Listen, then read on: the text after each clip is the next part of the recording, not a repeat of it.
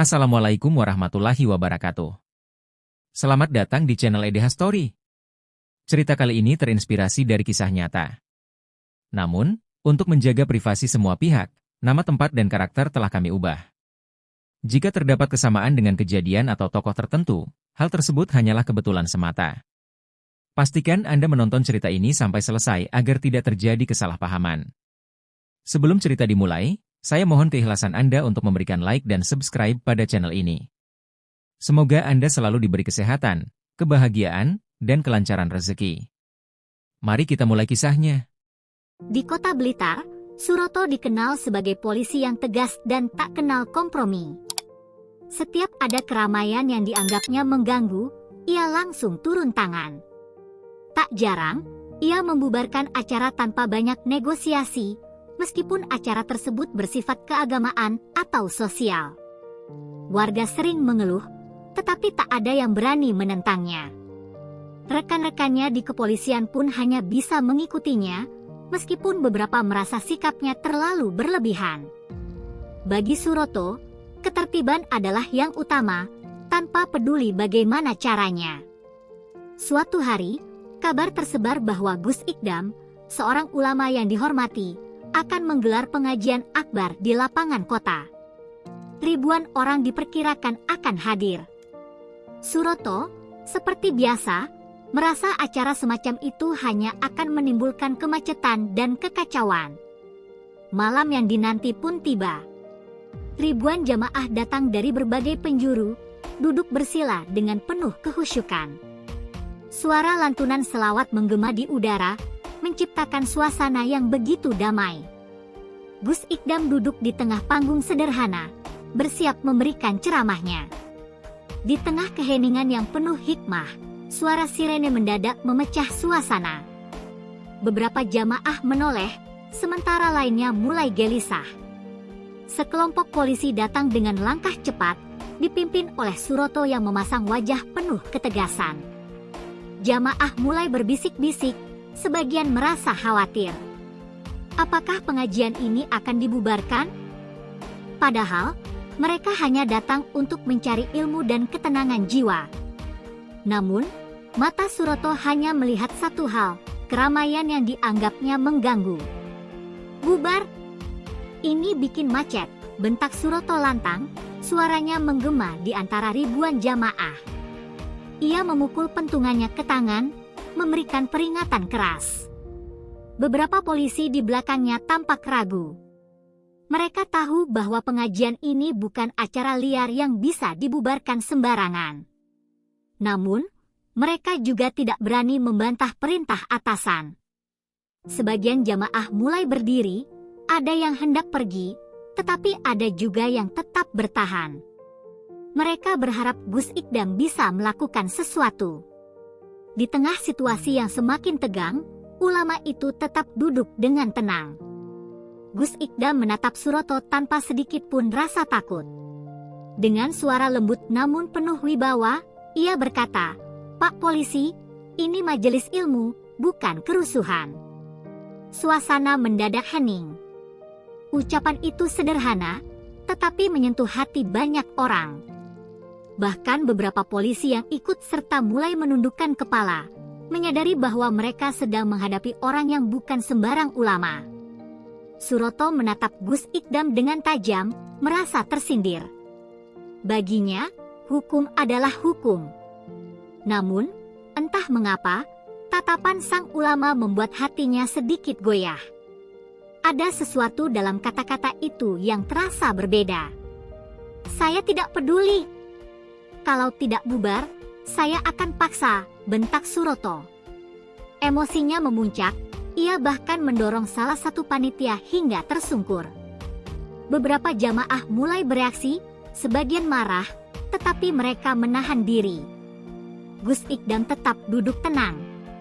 Dengan sabar, ia berkata, "Pak Polisi, kalau Anda ingin membubarkan, silakan. Tapi izinkan saya bertanya, kapan terakhir kali hati Anda merasa damai?"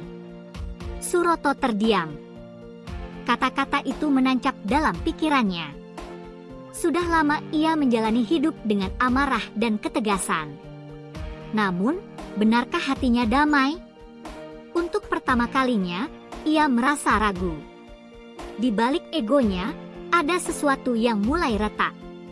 Jamaah mulai berbisik-bisik, beberapa wajah dipenuhi kekhawatiran.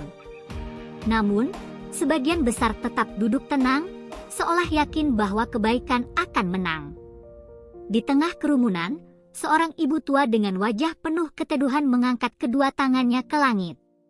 Mata jamaah tertuju padanya. Perlahan, mereka mengikuti gerakannya.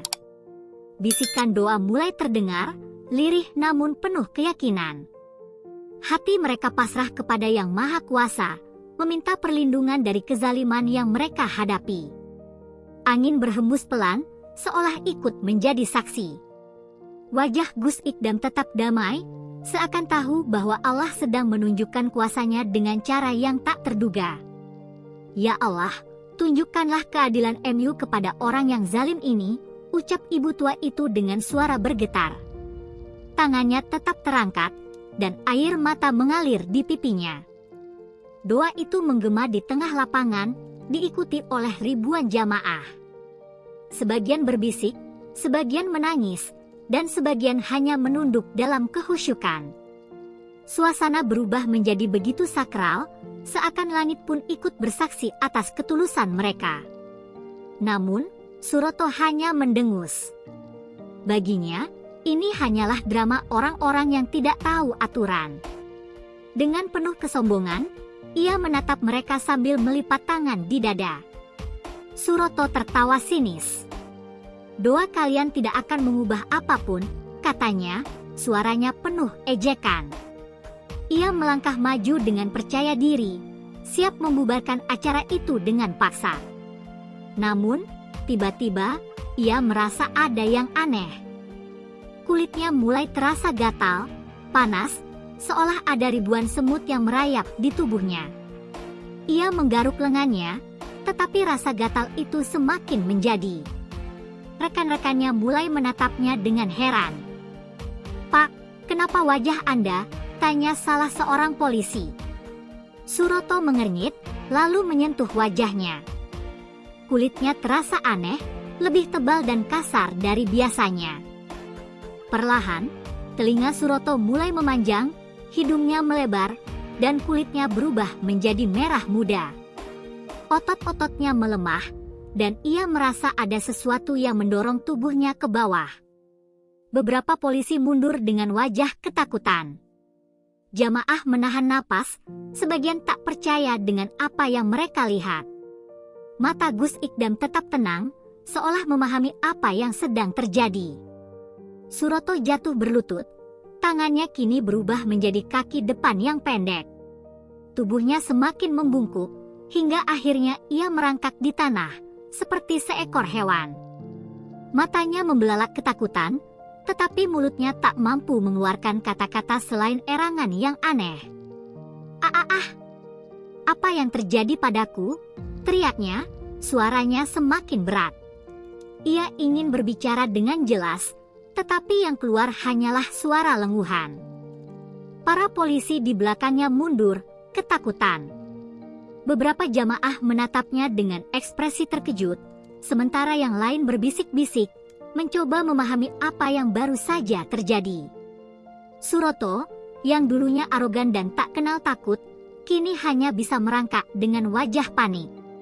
Tubuhnya telah berubah total, ia bukan lagi seorang manusia, melainkan seekor babi besar yang gemetar di tengah lapangan. Para polisi yang tadi berdiri tegap kini mundur ketakutan.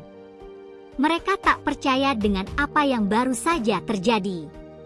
Suroto, atasan mereka yang selama ini dikenal garang, kini bukan lagi manusia.